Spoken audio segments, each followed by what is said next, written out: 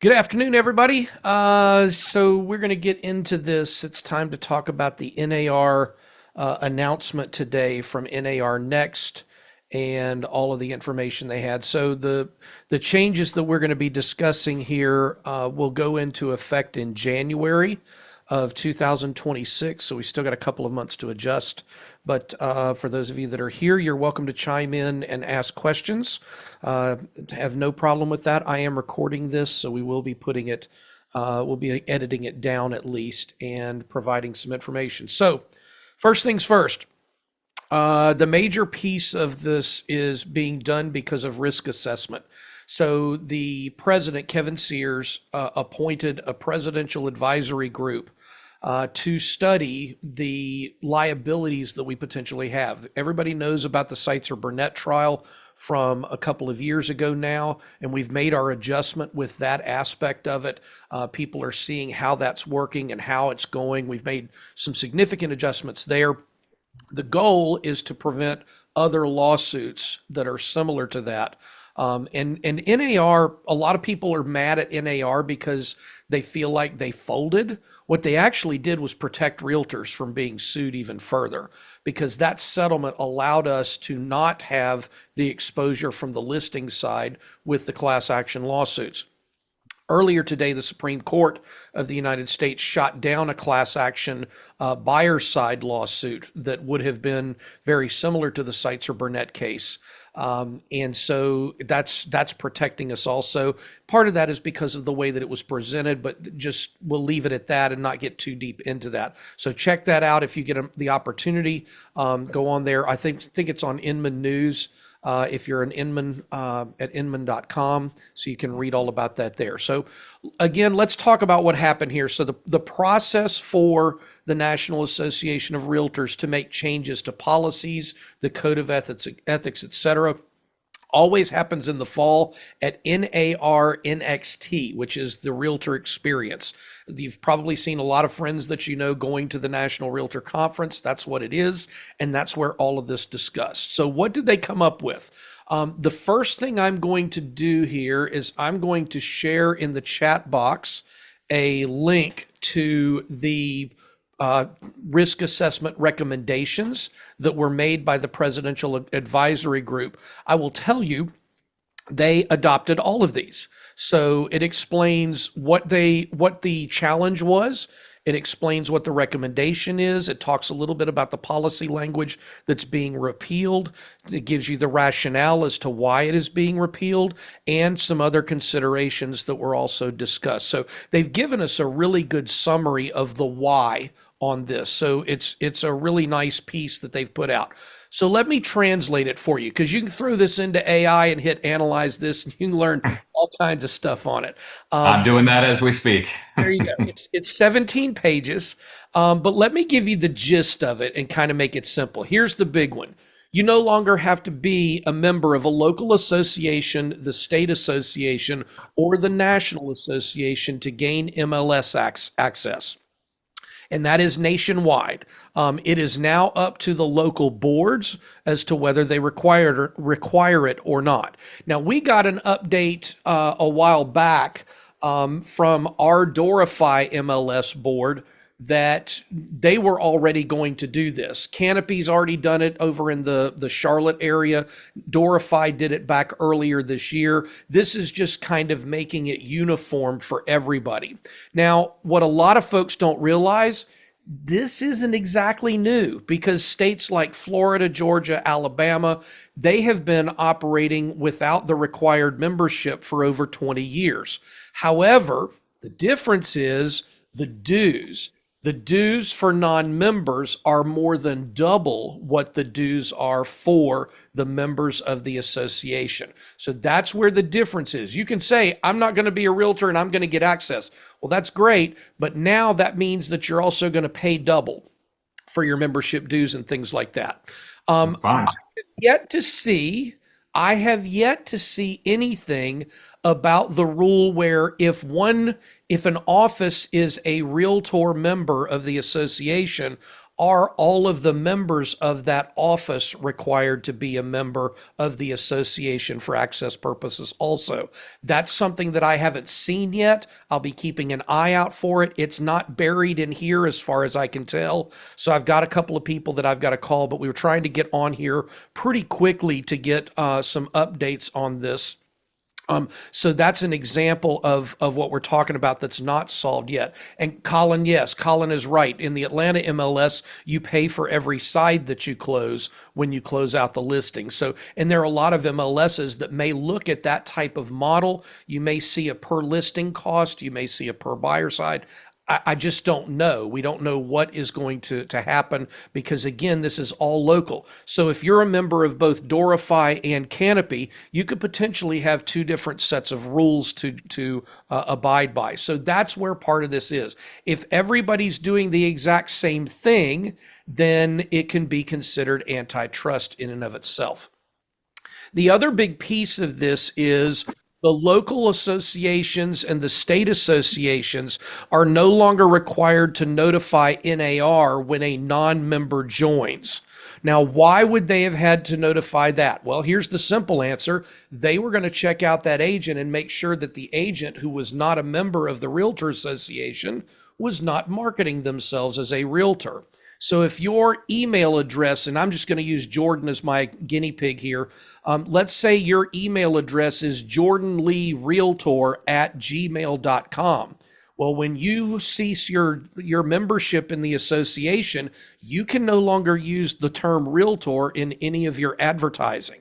That's a big piece for people that have been branding themselves as the local realtor expert in your marketplace or the expert realtor in your marketplace. So those people that have spent some money on their branding from that standpoint, that could be something that's significantly affected in that case. So let me tell you now that we've talked about you no longer have to be a member of the association to have access to MLS, let me tell you the ramifications of that. So number one, as we talked about earlier, you're likely going to pay a higher price for your membership to the MLS. And that's not saying, I'm not just talking about my local MLS here in the Triangle area with Dorify. I'm talking about in general. You're probably going to pay more money to be a non-member user than you are to be a member. It's no different from a golf course that you go to. If you're a member, you get a discount. If you're a non-member, you pay a higher price. You guys have registered for events before where if you're a member of this organization, you get this price. If you're a non-member, it's this price. That's going to be the same setup more than likely. I would be shocked if it wasn't. I'm going to be shocked if it's not at least double the membership fee. So that's what my guess will be. I think we're going to see that. Also, this is a big one for our state in North Carolina, at least. In a state like North Carolina, where the North Carolina NC Realtors provides us with our forms, remember our forms are jointly approved by NC Realtors and the North Carolina Bar Association. So if you're not a realtor, you can no longer get the forms from the Realtor Association. So what does that mean? Could we potentially see the Bar Association selling forms the same way that, or selling forms access the same way that NC Realtor does? I don't know the answer to that question yet. I know that there have been discussions at the Bar Association level. I'm not sure what the discussions have been at the State Realtor Association at this point. But imagine a world where you didn't have to be a member of MLS or the association in order to get your access to the forms. And it would be very similar forms. Now, one of the big things we know is there is a difference of opinion with the state association with some of the forms versus the Bar Association. For example, the Bar Association, you've probably seen the rule proposal that the North Carolina Real Estate Commission sent out last week, that they would be repealing the rule that does not allow compensation to appear in the contract. And the first reaction I got from that was, great, when will the association approve their form so we can do that? Well, the answer is we don't know. They've had a couple of discussions, but that's not finalized, at least as far as I know at this point from the people I know that are attending those meetings. I know that the Bar Association has long said we don't want the compensation to be in the contract. So that's just an example of those types of things that can appear. And finally, just to go over it again, remember that if you are using the term Realtor in your advertising or marketing, if you've got a business card that says Realtor, if you've got a sign that says Realtor on it, if you're not a member of the National Association, the local and state association, then you would not be able to use that because it is a trademarked item by the National Association of Realtors. They own the trademark on the word Realtor. So with that in mind, you have to understand if you're using that term, then you have to be, you're going to have a challenge transitioning all of that. Instead of Jordan Lee Realtor or Jay Sutton Realtor, you would be Jay Sutton Real Estate or Jordan Lee Real Estate. And that means a massive transition from your branding if you've ever branded yourself as Realtor. Let me give you an example. My channel on YouTube is Brian Pate Realtor. If I'm not a member of the Realtor Association, I got to change my channel. And so that's a massive undertaking in order to do something, especially to rebuild the channel. So those types of things may be impermissible for some folks to do that. So again, everything's starting to roll out. Inman's done their article. They've got the link to the same document that I've given you. You're probably going to see an article or two a day from Realtor.org and the Realtor magazine. I would suggest that you keep up with those. But before you make the jump to not being a Realtor, I think you really need to consider this because it could cost you a significant amount of money. And there are benefits that you get from being a member of the Realtor Association, especially when it comes to educational opportunities and things like that. So with that said, that's all of my comments. I'm happy to take any questions and try to answer them, keeping in mind that this has been out for less than 6 hours, so I've only got so much information on it. So with that, I'll open the floor to any questions. So if I'm not leaving any of the associations, but if someone were to do that, it just means that they are free to advertise compensation within the MLS, essentially. They would still not be able to advertise compensation. That's an MLS policy. Okay, then what's the point? I don't see it. What's the point of what? Exiting the association. Well, I think that there are some people that believe that the Realtor brand is tarnished because of the last few years. Well, and it is, but yeah. And there's a lot of people out there that say that the code of ethics is a misnomer because the concept of an ethical realtor is an oxymoron in the eyes of some people. And so I think that that's something to be considered. The other thing, if you're not a realtor, you don't have to take your ethics annual or triennial requirements. You don't have to take your fair housing requirements, but you're still going to have the continuing education and things like that. So, there are some parts of it that you could avoid, but I think that in the end, I think it's very interesting. So, Collins asked, can we stay with local and state and not pay for NAR? Based on what I'm reading, no, they are not. They're being very protective of the what is it that they're calling it? The triennial to try to keep people. If you're going to join one, you need to join all. Is basically what they're saying. Yeah. At least that's what I'm gathering from reading the information I've seen. Good question. Hello, Miss Lisa. How are you? Good to see you.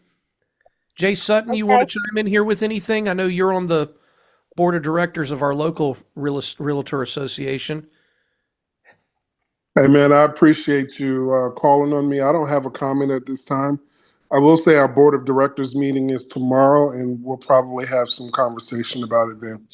Happy Awesome. to touch bases with you afterwards. I would love to get you on a Zoom call recorded and hear comments that you guys will have, because I think it's going to be really important for the local associations to really provide value for that membership, and I think that's going to be the way that we keep people. So it's, there are some that are so angry they would leave. There will probably be an exodus of membership over the next couple of months. And I think you'll certainly see a lot of it at the end of January, when the deadline for the dues extension and the late fees comes into play. And we may see some significant numbers dropping. My understanding, if I remember correctly, is there are currently about 52,800 realtors in the state of North Carolina, and that we're around 1.38 million nationally. But those numbers may be a couple of months old, so I'm not sure how accurate they are, but I believe that we are in that ballpark as far as I know. All righty. All right, Brian. Well, thank you, brother. Absolutely. Thanks for joining in, folks. I hope you have a great week. As always, I'm here to answer questions. Have a great one. See ya.